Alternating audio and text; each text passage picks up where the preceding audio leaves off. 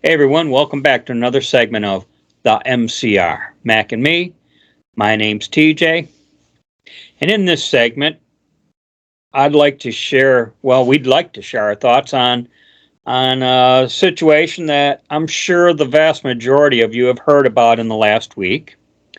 And that is the release of the recording by Kari Lake of the Arizona RNC chairman by the name of Jeff DeWitt, and it's pretty damning. It's embarrassing, and actually, the way I looked at it was, it's almost like I told you so. It confirmed my suspicions.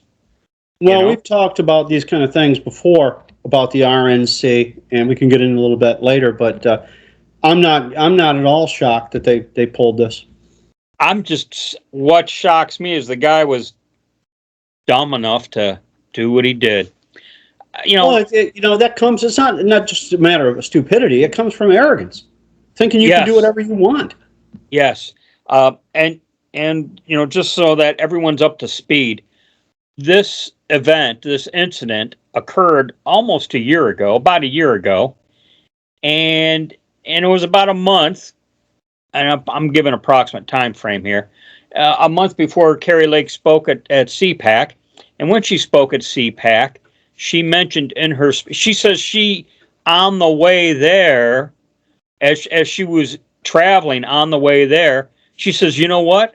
I'm gonna mention what just happened a few weeks prior, because I think I've seen her in an interview with what's her name?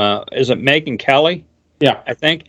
And then Glenn Beck did a call-in interview with her also. And in both these interviews, she seemed to indicate it was just ate away at her until she said, "I've got to say something," And right. She's not going to pull a George W. Bush and just take the abuse and let him get away with it and let it go unanswered, because when it goes unanswered, it sounds like there's probably truth to it. Well, she mentions it in her CPAC speech, and I guess she mentioned it a little bit, and it was almost like no one showed any interest in it, to the extent of, she's just making it up.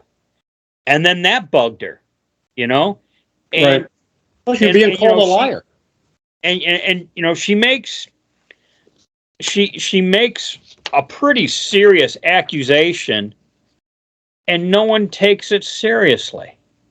I mean, it's mind blowing that the media, didn't even seem interested to pounce on it, if for no other reason to, expose the Republicans, which supposedly the media hates. Well, they do hate them, and they're globalist controlled. They're corrupt. They're not to be taken seriously. And I'll give you an example of it. I read an article in the Arizona Republic that asked the question: is this corruption or political theater? Well, first off, it could be both, because it is, for certain in my mind, it is corruption. When you want to do election interference, which is what they're doing by bribing her. And you know what? I don't know if that's a crime in Arizona. It ought to be, and he ought to go to jail if it is. And somebody needs to pay the price for these kind of shenanigans that are going on. But if you look at the mainstream media as a whole, all I'm seeing is, Trump, he beat Nikki Haley by X amount, but he can't win, so don't even waste your time going to vote for Trump. There's no way he can win. He's probably going to be in prison. Yada, yada, yada. I heard a guy on the radio say that, I don't like the choices for president. He's a Nikki Haley fan because he's not terribly bright and he's an East Coast liberal. But he said one of them can't stay awake and the other one spent a night in jail. You see, and it's those kind of comments that offend me, because Donald Trump has never spent a night in jail. That's just a lie. But they throw it out there and they never get challenged. And if I had called into this radio show, they never would have let me on to challenge him on that. I've listened to this recording a few different times. I've heard bits and pieces of it more than a few times. Some of this you can't even make up. So, I mean, when Kari Lake was being interviewed, she says, She says, this Jeff DeWitt calls her up and says, I need to speak to you in person. I don't want to talk about this over the phone. Well, that's why she had the recording all set up, right? She says that's why she had the recording all set up right off the bat. What do you mean you don't want to talk about it over the phone? And so then the guy shows up. He starts saying what he's saying. He's referencing some mysterious, powerful Republican group on the East Coast. He doesn't name names, though. I'm going to comment on that because I saw another almost unrelated video, but I'll throw this in later. But as Kari Lake's talking to Jeff DeWitt, she says, "What are they going to do? Kill me?" Well, don't rule that out. And then even later on, she throws that out there a second time. And and I thought, holy cow, to just, I'm going to get in the race. What are they going to do? Kill me if they have to? Well, I'll tell you how they might do that. They'll go into their into the bullpen with their sleeper agents and get someone to kill her, and then paint him as a right-wing conservative Trump nut, and then they have their narrative that they so desperately want. Well, and as Kari Lake is talking to this Jeff DeWitt guy, who, by the way, has since he resigned almost immediately. Okay, I think it took less than 48 hours after she went public with this recording, he had resigned. Okay, so this he's resigned in shame. Okay, but as Kari Lake's talking to this guy, she goes, ultimately, this is about getting Trump. Now, because they know she's a Trump supporter and she represents the MAGA movement. And you can think of the local MAGA movement there in Arizona, and Kari Lake represents that MAGA movement in Arizona. And you know what terrifies them the most? 6-year term of Kari Lake terrifies them. Yeah. In the Senate. Yeah. Well, as I started thinking about what all had happened, I thought, this kind of answers some questions that have been just gnawing at me for almost 4 years now. And what I mean by that is, what's been gnawing at me, just eating at me in my gut, is how is it after the 2020 election, the Republican establishment sat on their hands given all the electoral anomalies? Well, you know what? This is why they sat on their hands. Yeah, because you know what? They're not just seeing the corruption, they're part of the corruption. Mitch McConnell's corrupt, Lindsey Graham is corrupt, and the whole lot of them, you've got your faux Republicans, and they usually end up quitting when they see the light at the end of the tunnel, and it's the Trump train. So they're getting out of Dodge. Back to what I was saying, this explains the 2020 electoral anomalies and Republicans doing nothing about it. This explains the electoral anomalies in Maricopa County.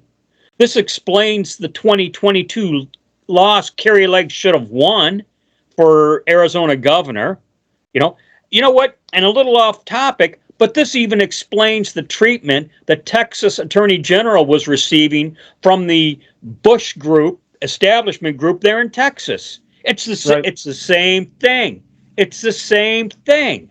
Yeah. Well, it's the crowd we talked about back in even 2016. Or I'm sorry, 2019 when we started this channel, 5 years ago, by the way. The reporters, the George Wills and a couple of the other goons. Billy Crystal, that's who I was thinking of. That's why they turned on Donald Trump so badly. See, they like going to their dinner parties and they're bumping elbows at the White House in the East Room. And I understand how that could be fun and a nice thing. But you know what? I'm not selling my country out to get it. And they are. Well, I'm going to apply this to the politics here in Michigan. This mindset even explains the way the Republicans sit on their hands and let Wayne County pull the bovine excrement that they do. Or Gretchen Whitmer's fat ass in Lansing. Yeah, I mean, it just blows my mind how they sit back and let it happen. They sit back and let it happen, and this is why. This is why. I mentioned a little earlier, I watched a completely unrelated rant of Mark Levin, okay, and he wasn't talking about the Kari Lake situation, but he was talking about the Republican establishment and how much they hate and how much they're going after Trump. And in talking about that, he goes, just like the New Hampshire governor Sununu, who so endorsed Nikki Haley, he threw into the mix the ex New Jersey governor Chris Christie, and I'm going to throw in, referencing the way Texas Attorney General Ken Paxton was treated, the whole Bush group, So I got to wonder, even though no names were named, how much you want to make a bet that little group is somehow in the mix, Oh, absolutely. Yeah. Just well, you see pictures of George Bush, and he's always hanging all over Big Mike Obama, like they're all best friends and shit. And yeah. I get that it's a small club. I get it. That you don't run into people who've had that job very often. But come on, the way they tore him up for 8 years, and he's going to be their buddy. He's taken turned the other cheek to a whole new ridiculous level.